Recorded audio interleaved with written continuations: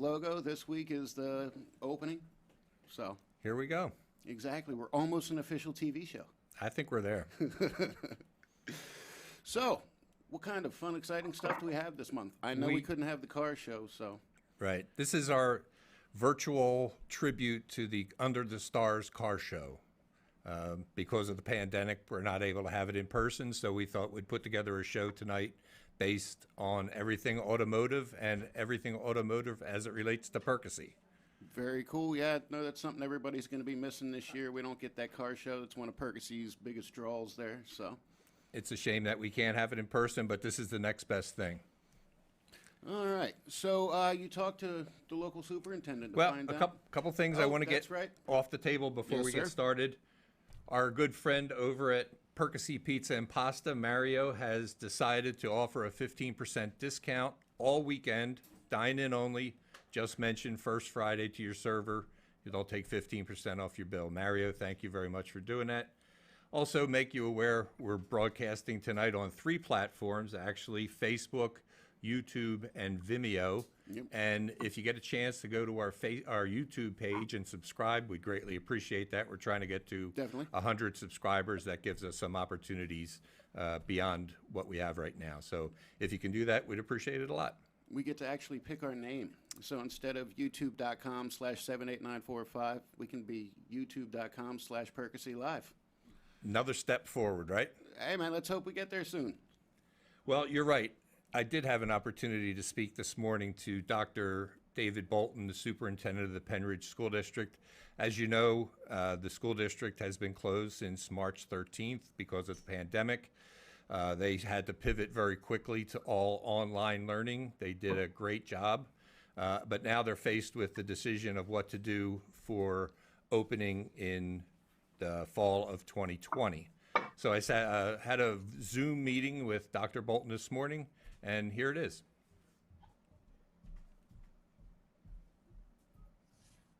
Dr. Bolton, thanks very much for joining us this morning. We're recording this Friday morning on August the 7th. Can you give us the latest update on the status of opening the Pennridge School District?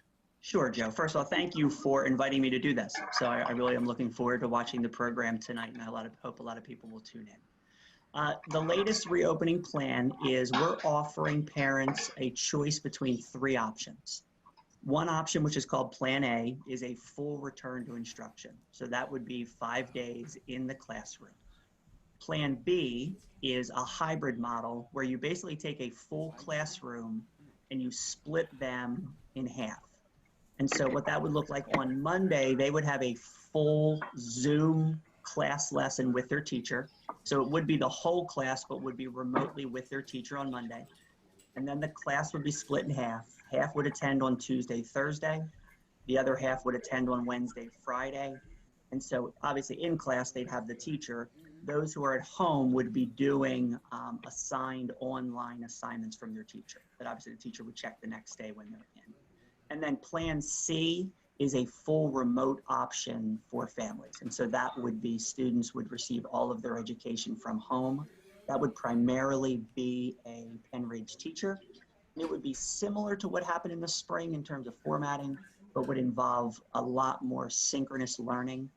There would be at least 3, and in most cases 4 live sessions with the teacher each week, as well as office hours for them.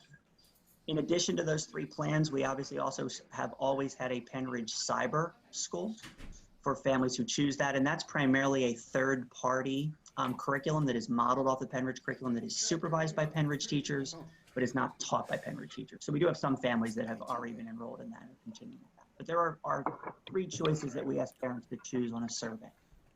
And parents did make those choices. What kind of results did you get? Yeah, it was fairly consistent across the board. At the elementary level, that was the highest who was requesting a full back, and that was a 55% requesting Plan A or a full return. Overall, the district average was 52%. So that went down a little bit as the students got older. Where the hybrid went the other way. The elementary was the smallest percentage requesting hybrid at 27%. That went all the way up to 40% at the high school, with the district average being 31%. The remote instruction was an average of 16% and was fairly consistent among the 3 levels. So the principals are currently working on scheduling those options. We couldn't guarantee the hybrid, and so that's the first decision we need to make as to which can be hybrid. And so it's likely that there will be some that get hybrid, but not all.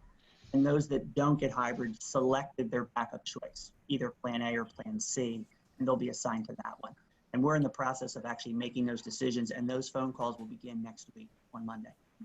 Do parents and students have some flexibility if they start in one option and decide to move to another one? Is there some flexibility? Yeah, we've continually said that we're going to do everything we can to meet the requests of the parents, and even if that's a change. Okay. We can't promise that, because if there's that one situation where what they're trying to transfer into already has a full set of students, but that is unlikely to be the norm. And so, yes, we are hopeful that we're able to meet most, if not all, of the requests for changes that might come. We understand this is a fluid situation, and there's lots of things that could be different 2 weeks from now or 6 weeks from now in terms of how parents are feeling. And that brings up a good point, being a fluid situation. Are there metrics in place, and is there a plan in place if something would change drastically I can hear you, yes. for you to pivot on a dime? Yeah, planning, yes. Metrics, I see no. that. I don't know what his malfunction is. Because it's not as simple as saying X number of cases or percentage. Obviously, some of that has to do with what's happening in the community as a whole, because obviously not all cases are in the schools or even impact school personnel or students, but that doesn't mean they wouldn't impact the extended community. We've had a wonderful relationship with both the Department of Education, the State Department of Health, as well as the Bucks County Department of Health since all of this began in late February. As part of the 13 superintendents in Bucks County, I meet weekly with representatives from those groups, and we've done this since March. And so we are continually looking at the numbers. We get a numbers update every week. We look at the 7-day average, the 14-day average, as well as monitoring cases in Pennridge. And so those recommendations would be in consort with the Department of Health at the state level as well as the local level. And that obviously looks very different if you have 3 cases across the district in a month, or you have 3 cases in the same classroom within a month. And so obviously those decisions. And we are planned to be able to pivot between any of the 3 options. We have designed lesson plans and teaching plans, so that if we need to go from one to the other, we can do that very, very quickly. How about your teachers and your staff? How have they reacted to these changes, and how do they feel about going back into the classroom? Yeah, well, I mean, I obviously can't speak for every teacher in terms of their personal feelings, but in the ones that I've spoken with, I think like the rest of the community, there's some very varying views. Right, there are some people who are very excited about a full return and coming back, and there are others that are more hesitant, either because of a personal situation. We've obviously learned a lot and had a lot of conversations with families and with staff regarding underlying conditions of spouses or themselves or children. Obviously, with many school districts going virtual, we might have teachers who are parents whose students now are going to be home and might be young, and so that's a complication. There are varying levels of leaves that teachers are able to consider, and there have been, as of right now, a relatively small number who have submitted that paperwork. But again, we're almost 3 weeks, 4 weeks away from the beginning of school, and so we know that will continue to change in those numbers. But there are options for those teachers, and we are hopeful to be able to accommodate all of them as well. Can you just talk a little bit about how extraordinary the 6 months has been since the pandemic hit? We closed on March the 13th, I think it was. And I mean, there's nothing in the superintendent's training manual to tell you how to exactly handle this. What's it been like for you and for your staff? Yeah, we were talking this week on the superintendent's call that there's nobody alive who dealt with the last pandemic in Pennsylvania schools of 1919. You know, and we've had some small pieces of this with swine flu and H1N1 and those types of things, but nothing on this level, obviously, from a nation standpoint and a world standpoint. And so, like I said, it has been crazy. That's a good way to describe it in terms of what it has looked like. But it has also demonstrated one of the strengths that I always talk about in terms of Pennridge, in terms of the community. Because whatever we've needed to do, both the support and the people who have said, yes, I'll help, has been amazing. And so some of that has to do with very practical things. We learned an awful lot about families and need in the spring, whether that be internet, in terms of where are those pockets, how can we get devices. We were very fortunate to be able to work with some internet providers to get mobile hotspots.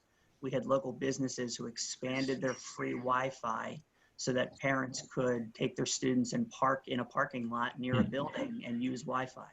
And it's those types of stories that just are comforting. It's a shame we had to do it, but it was wonderful to see people come together. We in the month of July, we've continued to deliver food to any family who wants it.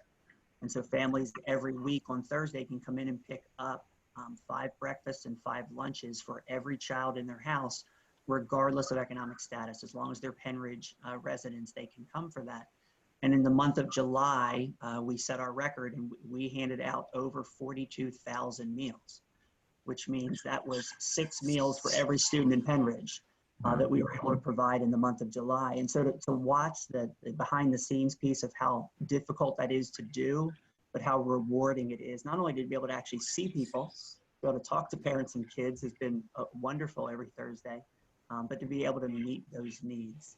From a planning standpoint, we've had a wonderful team. We had a pandemic planning team that helped put together our plan, that had support staff and teachers and administrators, and be able to say what is our best plan as of right now, as well as continuing to monitor all of those pieces.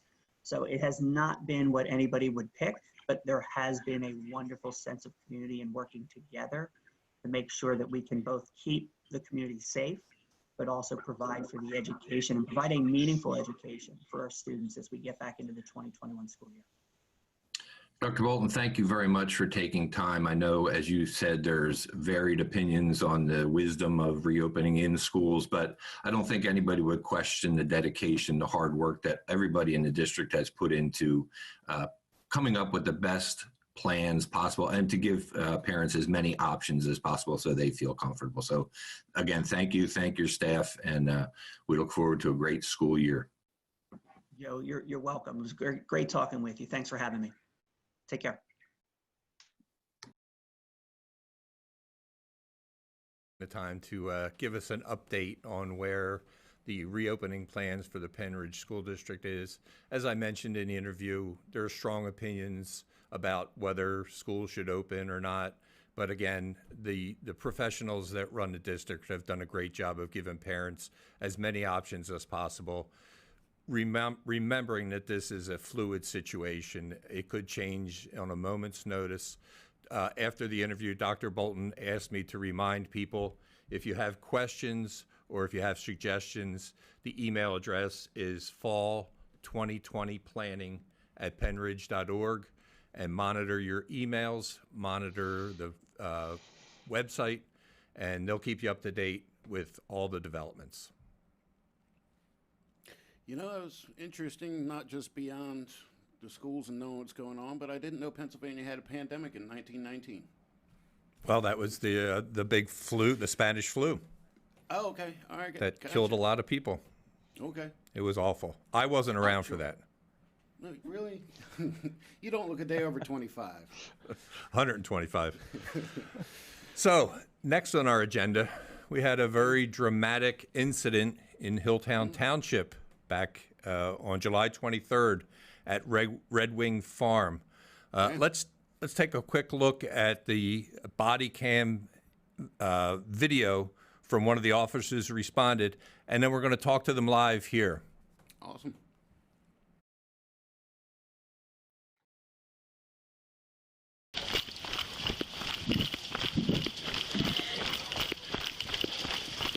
Is everyone out?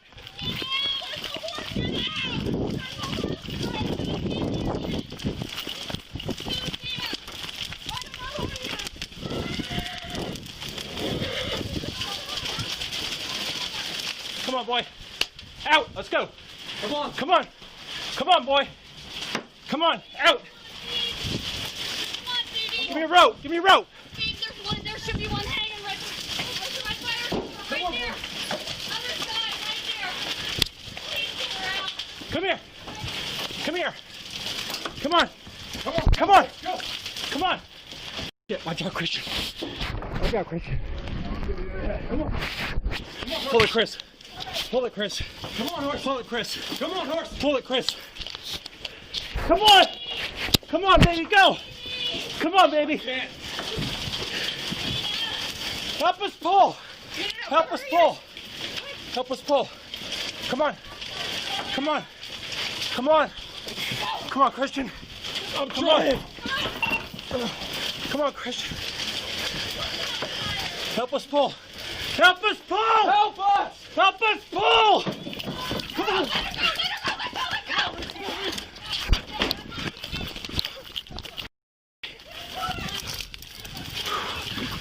You okay? Holy dude. Holy dude. Good job. I ripped my hand open. You all right? Yeah. Officer Reese, Officer Hannes, congratulations.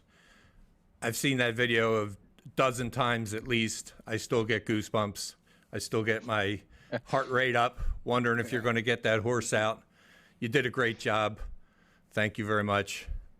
Officer Reese, we have you here on camera. Can you tell us what was going through your mind as you're running up to that burning barn? I actually timed it out. It's interesting. From the minute I get out of the car until I get to the barn, it's 45 seconds. And in those 45 seconds, I have to look for what's burning. Is there people? Is there any explosives around? Are there vehicles?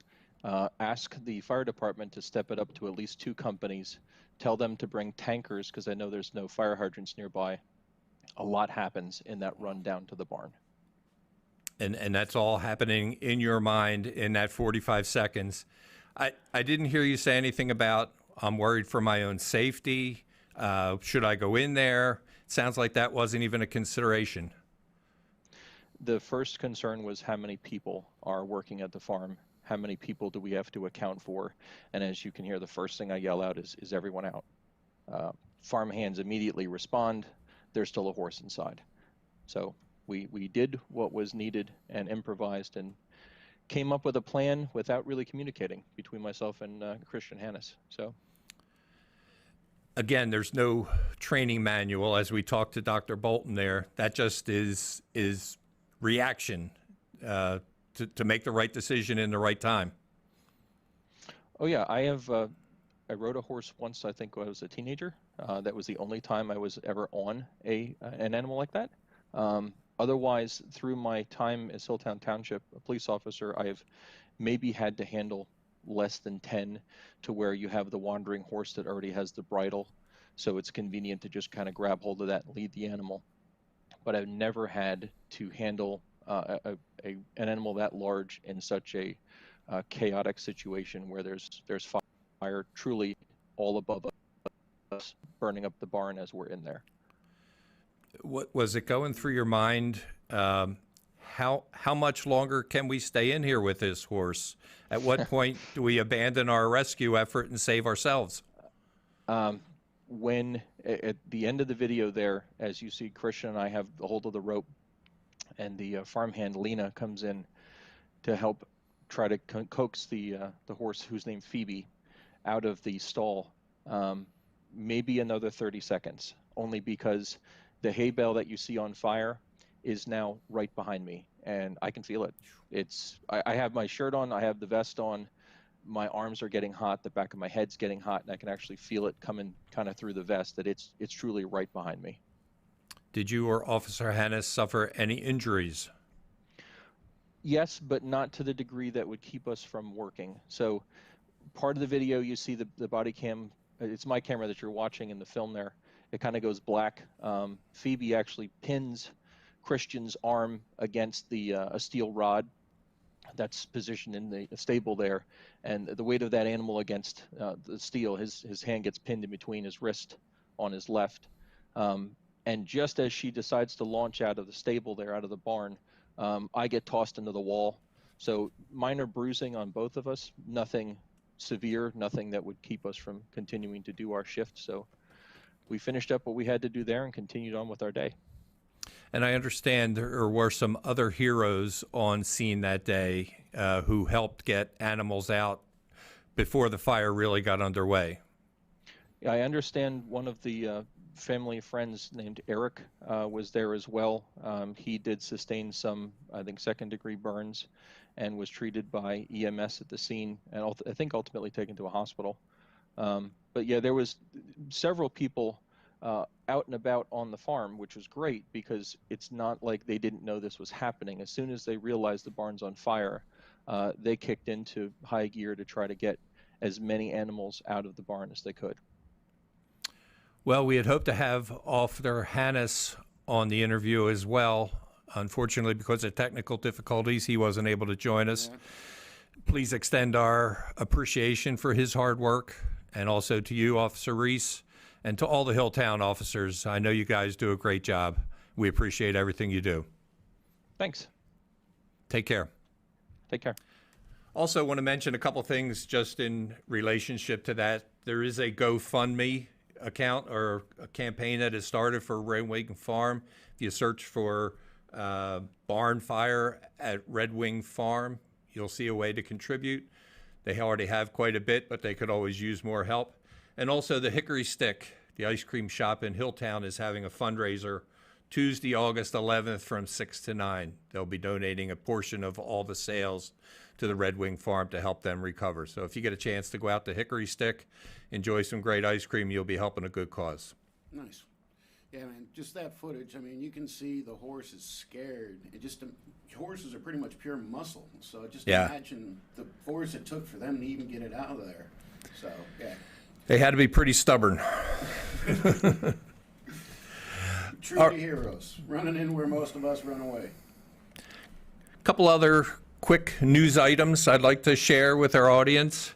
One is the Mystic Ways Brewery Oh, yeah, our new has neighbors. signed an agreement of sale, and they'll be beginning renovations very soon. That's our second microbrewery in Perkasie. A third one is on the drawing board down at Bucks County Auto Care. Nice. So that Walnut Street corridor is becoming a crawl for microbreweries. Exactly. Our block's moving up in the world. Absolutely.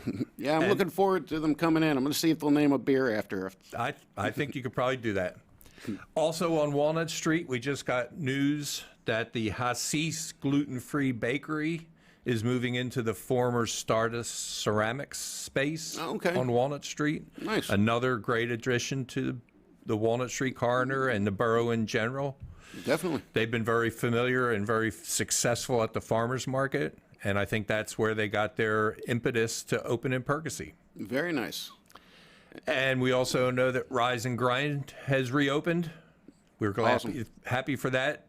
Tina has reimagined what Rise and Grind is, and from what I understand, it's been well received by customers.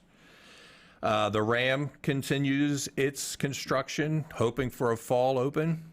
And we could have news pretty soon on a new tenant at the airport, Nice. the Pennridge Industrial Park. And that would be a big step forward for that project. So a lot of good things happening in Perkasie. Definitely a great place for a good small business. So. Next up on our agenda is a Sunday Sessions. Who do we have for this we're one? gonna play a song.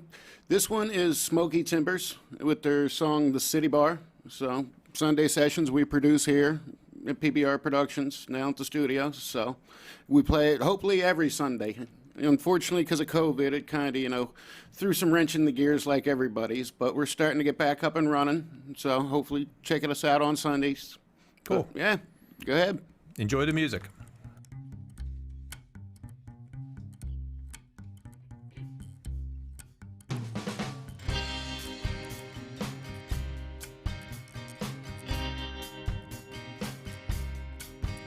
There's a bar in the city where the people come to play. There's a woman in the corner, she is looking right my way.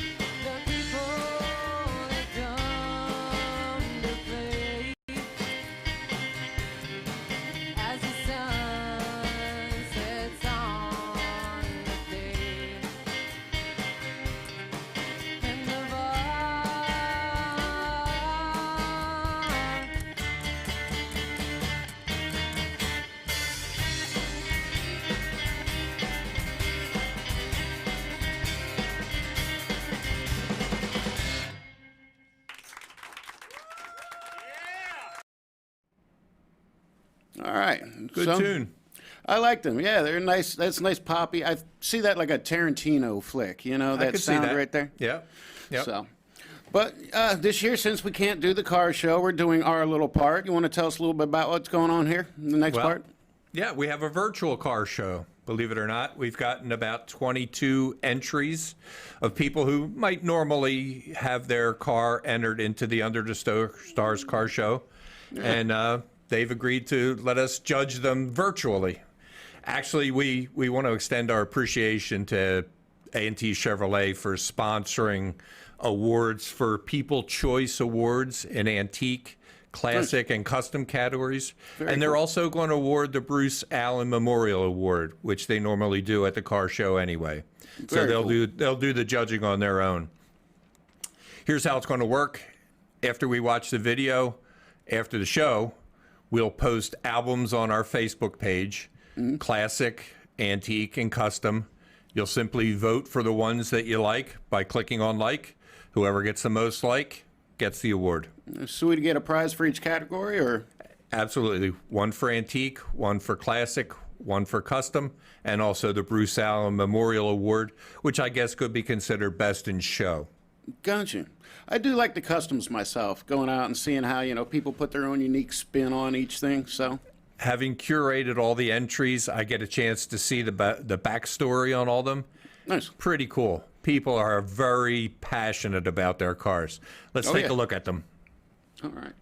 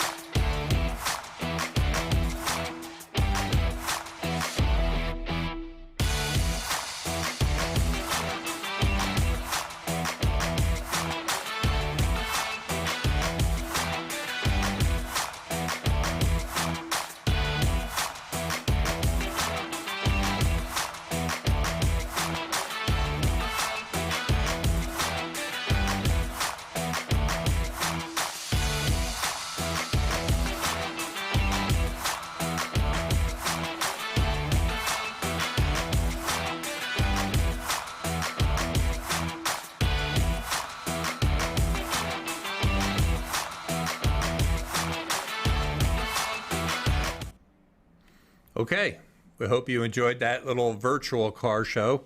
We'll post that video on the Facebook page along with the albums after the show. Classic, custom, antique categories. Take your time, vote, and we'll announce the winners at about 5 o'clock on Sunday afternoon. I have to admit, I like the Jaguar there. With the nice Jag was pretty convertible. nice. Oh, yeah, that was definitely a nice one. We also asked people to display their cars in some Perkasie locations, Oh, yeah. and they did. That they Some of did. them might not be as recognizable as others, but they were there. Well, I can definitely tell the one Mercedes was over by where they're building the new apartments there. Right. So. Yep. And there was one at the Vargo Dragway. Okay. It's over in Bedminster. A couple in front of the Perk. Nice. So Yep. people took it seriously. We appreciate that. Exactly. It's all about the community. Absolutely. So next up, we have an interesting piece of landscaping. Oh, right. The truck Yeah, garden. you went out Of and did the course. interview. Yes. We were out there for D. Fell Smith. This is Yeah. a great story, a great community story. Back in the winter, Dee and her son found this 1938 Ford truck in Minnesota, buried in snow. They were going to haul it here and restore it. By the time they got it out of the glacier and had it here in Perkasie, saw what they were facing, too much to do. Oh, I'm sure. But Dee is an avid gardener. She was looking for a way to work off some stress from being out of work. And they said, let's put it in our garden. And it definitely came out beautifully. It's a beautiful piece of art. Yeah. And it has really sparked a community reaction. Yeah. And let's hear Dee tell us about it. Okay, as we were out here working on the planning of the truck, people started to stop by and talk to us. And then they got to start coming on a regular basis to check up on the progress of the truck. And so we got to meet a lot of people and talk to a lot of people. And then people started leaving little presents for us and for the truck, little rabbits and ducks and plants and different things for us to put out at the truck. And before we knew it, like the truck actually had like a little following of people who would stop on a regular basis. And it was like such a great way. It was so touching. It was a great way to meet the community, meet a lot of people who we never would have had the chance to meet before. So this has turned into something that you didn't necessarily have planned. No, we never ever expected it to be like this. We had no clue what we were doing. You know, we never planted a truck before, and we didn't have a clue what we were doing. And then people would stop and give us little ideas of what to do. And one man stopped and said it would be really cool if you could turn like the headlights on, or put lights on it. So we worked on it, and so now we have the lights that turn on and off at dusk. So this has really become a focal point for the community at a time when the community needed a focal point to feel good about. Yeah, it's been a really moving thing for us. It made us feel really good too to see that we brought, you know, a little bit of smiles to people at a time when it's not, you know, things aren't so great. And little kids are coming by and leaving little things for the truck and painting rocks and asking about us. It's very touching. And you're a relatively newcomer to Perkasie, that's correct. You came from the Doylestown area. You're surprised at the way the community has responded to this project? I am. We've only been here about 3.5 years or so, and it's just like the small town feel. It's just like amazing, you know? I think that's great. So it definitely brightened up 5th Street. Right up 5th and Vine. We didn't mention that. Exactly. I'm not sure this kind of thing could happen in any other community. The way the neighbors, the people, even people that Dee doesn't even know, have just taken to this truck in a way that I don't think anybody could have predicted. It's just so cool and so Perkasie. It's a great little showpiece right out there on the main drag. So, you know, as you're riding through, it's brightening up the side yards there. I don't think anybody can drive by there and not smile Exactly. and say, what a cool thing. Yeah, and the way the community's really come behind, it's awesome. That's what it's all about. Yeah. So what do we got next? Next, we have in Perkasie one of the premier British restoration shops on the East Coast called Ragtops and Roasters out on 4th Street, 4th and Walnut.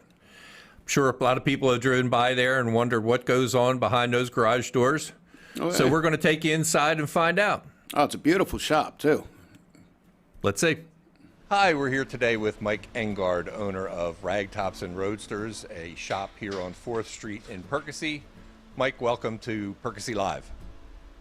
Thanks, Joe. Glad to be here. Mike, since we can't have the car show in person this year, we thought it would be a nice idea to show people what happens behind the scenes here at Ragtops. Okay. Well, I can talk about the shop and what we've been doing here. How long have you been here in Perkasie? We've been in Perkasie for 30 years now, in this building for 25 years. What kind of work do you do here? We do repairs and restorations specifically on British automobiles, but we work on all different years, models, makes of antiques and classics. And where do people come from to bring your cars here? They come from literally all over the world. Most of the customers come from within about 100 miles, but we've had them from foreign countries, from Hawaii, Alaska, so they come from all over. And typically the car show is a pretty exciting time for you. You have people participate. Can you tell us what you're going to do in place of that time this year? Because the car shows aren't happening, what we've been doing is a lot of driving events where we'll get together with clubs, maybe 15, 20 people will go out and drive around the countryside in their cars, and while physically distancing from each other, sit down and have meetings and have lunch events and that sort of thing. Car guys can sit around and talk about their cars all day, is that right? You bet. Anytime you get a bunch of car guys together, they'll all tell lies about their cars and try to impress each other. Tell us about some of the jobs you have going on in the shop right now. Well, we have the full range from just regular service work all the way up to full restorations. Tell us what's going on with this car right next to us. This is a 1959 Mercedes 190 SL, a German car rather than a British car. But in this particular case, the customer wanted an automatic transmission in the car, which is not available normally. And so what we're doing is we're installing a more modern Mercedes engine that has the automatic transmission on it. And the challenge here is getting the modern engine to talk to the antique car. That's why all the wiring is out, all this electrical information that we have to deal with to make everything work together. Every one of them, these people are spending more than the car's worth because they love this car. They have a special connection in their history. It was a relative's car. It was their dad's car. It was their uncle's car. They always wanted one of these. When they were in college, their college roommate had one, and they finally get one now. So it can be all different kinds of reasons, but it's all done for emotional reasons. And when this is finished, what kind of use will this car get, do you think? Well, I would like to think that the customer is going to take it out and drive it a lot. It's going to be a very usable car. It has a hard top that you can put on in the wintertime, so you can drive it all year and enjoy it, and I hope that they certainly do. Tell us about this project that's right next to us. This is a 1963 Austin Healey BJ7, also known as an Austin Healey 3000. The owner of this car bought it in the early 70s and has been bringing it to us for many, many years for service. Comes back every year, and we go over the car, make sure everything's working properly. Sometimes we do big jobs on it. We rebuilt the engine. I think actually the first thing we did was to rebuild the engine on it all those years ago. And then he comes back to us regularly for more service. Another car owner that's really passionate about his vehicle. Absolutely. This guy loves this car and has been enjoying it for many, many years. Tell us a little bit about this project, Mike. This car is a 1961 MGA that we've been servicing for a couple of years now, and the customer has decided it's time to part with it. And so he has brought it to us to inspect it and make sure everything works and is in good shape, and then to arrange for a new owner. Do you have a market for people that are interested in this kind of car? Yes, we have a lot of people who are interested in buying cars. We have a lot of people who are interested in selling cars. And what we do is we connect them together.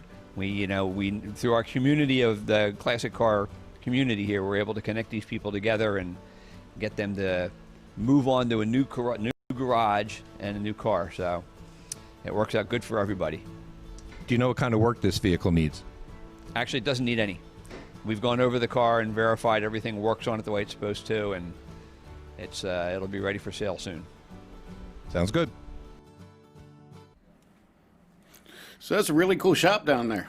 They do amazing work. They have great reputation in the industry, and it's always fun to see them when they bring in another rare vehicle. Oh yeah, I'm always seeing Mike kind of pop around town in some kind of nice little sports car there. He might have to take them for a test ride every once in a while just to make sure they're running right. How do you know you fixed it right if you don't, right? Absolutely.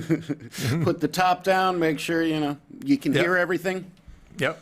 So what do we got next? Next up is, well, we did a little recap of last year's car show since we couldn't actually get to see it today, or this month, I'm sorry. Right. So we threw a video together of some footage we had. We ran the music during the British Are Coming strip out here on Walnut actually sponsored by Ragtops and Roadsters last year's. And so let's take a quick look at the video.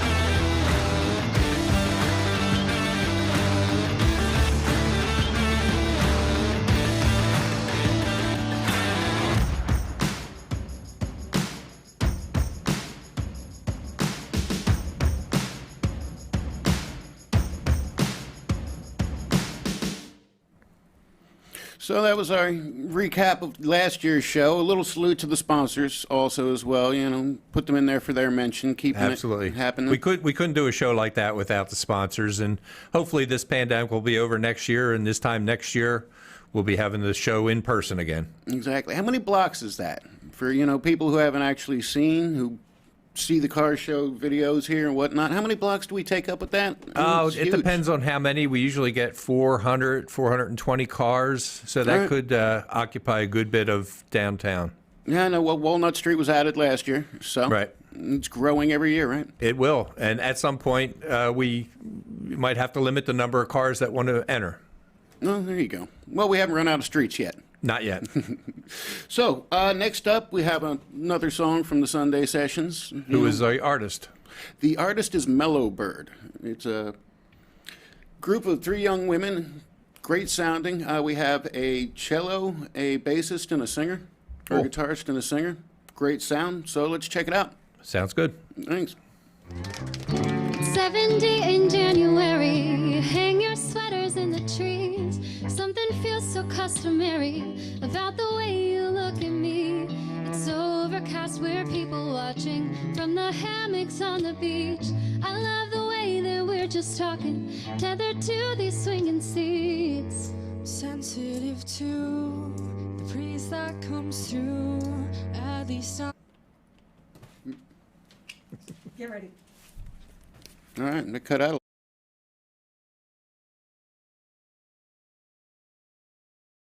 Only 2. We might be late for dinner, but at least we've got our cotton candy love. our cotton candy love, Cotton candy love. our cotton candy love, cotton candy love, Cotton candy love. cotton candy love. I am scared of losing hearing and of ice cream on my teeth, but I am bubbling with feelings that I can't keep underneath. I can hear the thunder whisper singing softly through the trees, but I can never shiver with your arms around me. I'm sensitive to the breeze that comes through. At least I'm here with you. You feel like sunshine in winter. Let's take our time, it's only 2.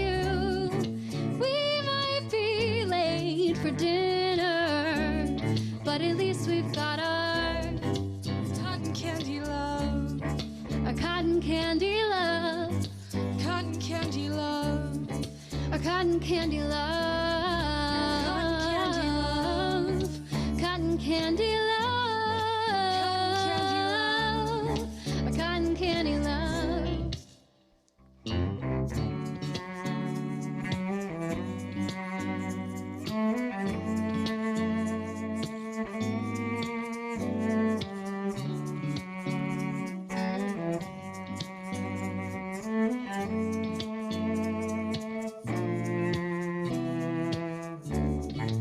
You feel like sunshine in winter. Let's take our time, it's only 2. We might be late for dinner, but at least we've got our cotton candy love. A cotton candy love.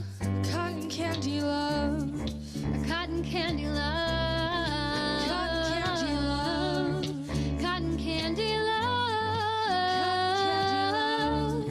A cotton candy love.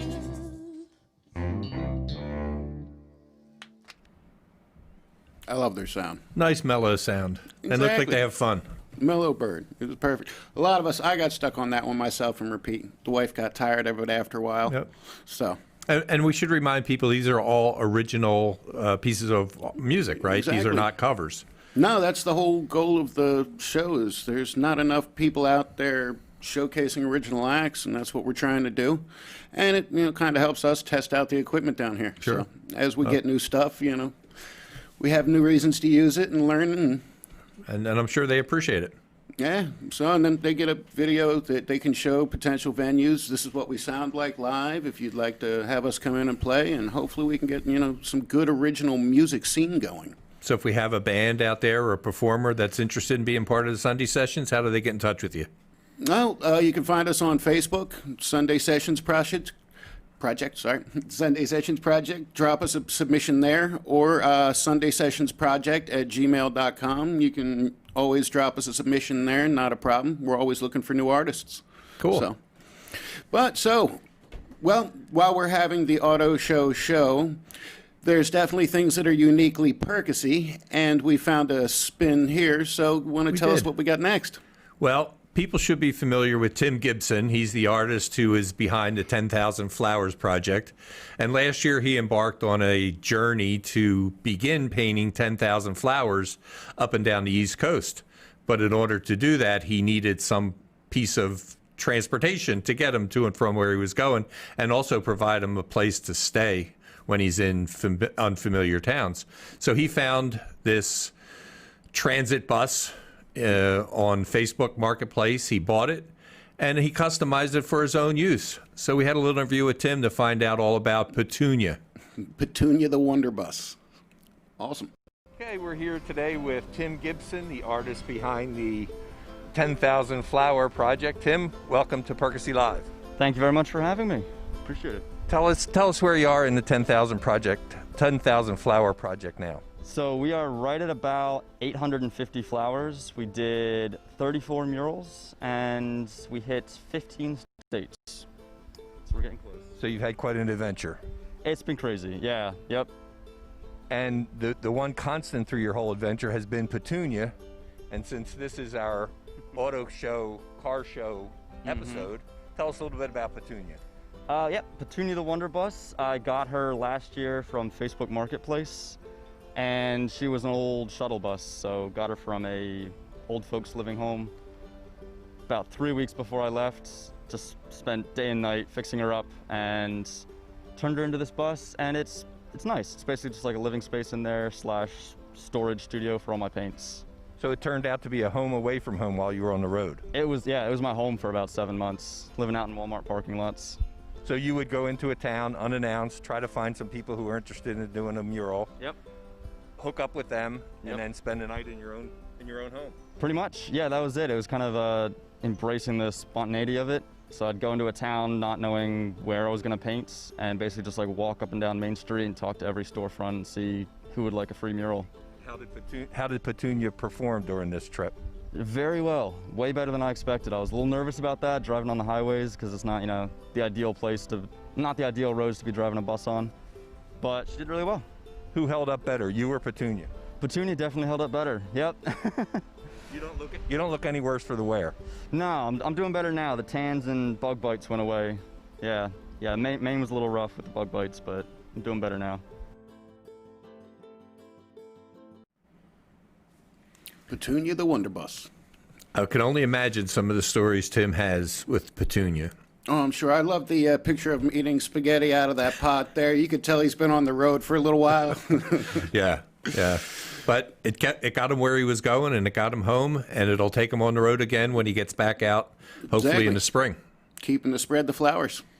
By the way, Tim is another one that could use some financial support. If you Okay. search for Facebook, 10,000 Flowers Project, you'll see some ways you can donate to him and help him cover his expenses while he's on the road. All right, cool. Does he have a GoFundMe or anything, or just check him on Facebook? Yeah, so again, look for him on GoFundMe, and he can you can send him a few bucks and get him on the road. Keep painting murals across the country. And when he's all done, it'll connect to the mural that he started here last year. Very cool. So what do we got up next? Well, we've seen a lot of pretty high-end cars on our journey tonight, but we wondered about insurance. What do people do with these high-end cars? How do they make sure they protect their investment? So we got in touch with Dave Beck from the Wimmer Group Insurance in Perkasie, and he gave us the lowdown on insuring your antique, classic, and custom car. And I think he shows off a motorcycle at the He same does. time. He's a motorcycle aficionado. Very cool. Let's check it out. Good afternoon. I'm Dave Beck, Vice President of the Weimer Group Insurance Agency.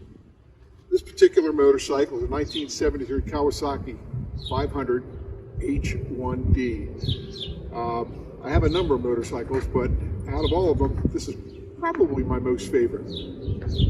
Antique and classic vehicles are a passion of mine. If they are for you as well, and you are a collector or you're thinking about collecting vehicles, you want to make sure that you're insuring your vehicles properly. We won't go in today into liability coverages, but more of the value of the vehicle and how you want to ensure the physical damage of the vehicle. Standard policies, your standard automobile policies, don't cover collector vehicles the same way that they do for standard vehicles. You have to need a specialty policy for that. Most regular insurance carriers offer physical damage for comprehensive collision at what they call a stated value or an actual cash value. In the event of a claim, the value of the vehicle can be depreciated, and that's something you don't want, especially in a classic. The preferred method of doing this is agreed value. Basically, you tell the insurance company the value limit you want. They confirm that it's an acceptable value, and that becomes the insured value on the policy. They may ask for a current documented appraisal, or simply just use a value based on a range compiled by one of the guide valuation companies. The appraisal is the ideal way. It protects both you and the company. Other vehicles in the collecting market can insure the same way. We're just not talking about motorcycles or cars. We're talking about classic trucks, military vehicles, tractors, hot rods, customs. Any of these vehicles should really look at the agreed value way of protecting from physical damage. Some pitfalls that you might run into, some carriers have a provision for limited use, mileage restrictions, limited area that they want, club runs, things of that nature that they restrict it to. They want you to have a secure area or a locked garage, locked storage area. That's pretty much essential.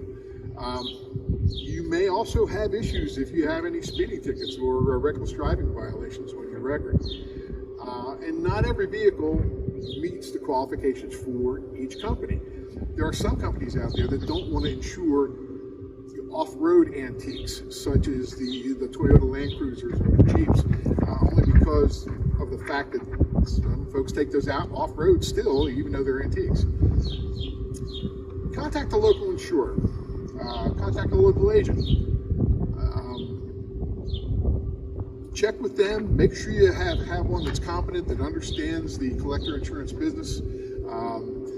If in doubt, give us a call at the Weimer Group. Go online, www.theweimergroup.com. We're also on Facebook.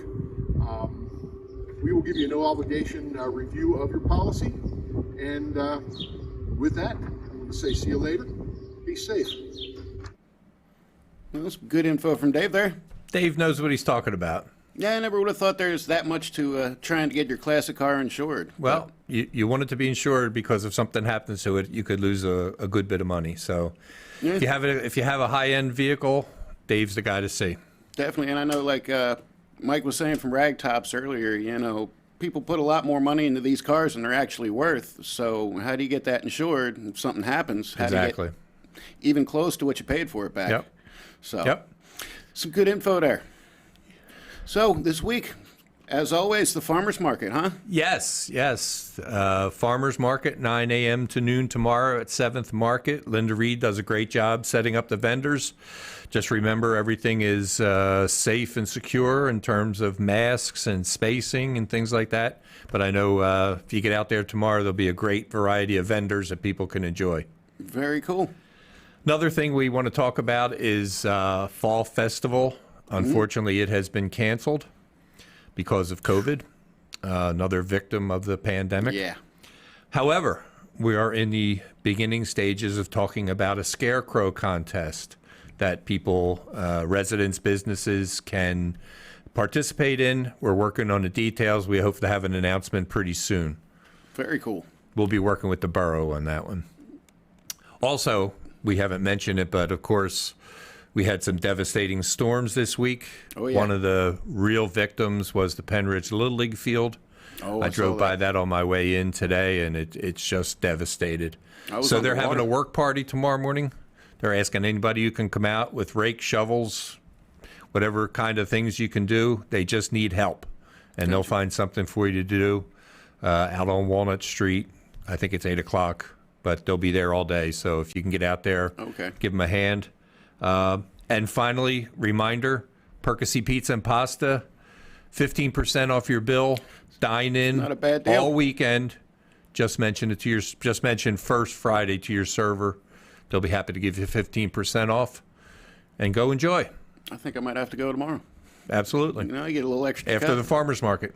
I think they got one of the better pizzas around. I do enjoy them there. So Sounds good. awesome. Well, Joe, you have a good weekend, my friend. Once again, it's been a blast. Yeah. We look forward to putting together our September show. Hopefully, we'll be as entertaining and as informative as we were this month. Definitely. I'm sure we'll come up with something cool. So, Okay. all right. Take care. Thanks, buddy. See you, everybody. Take care, guys.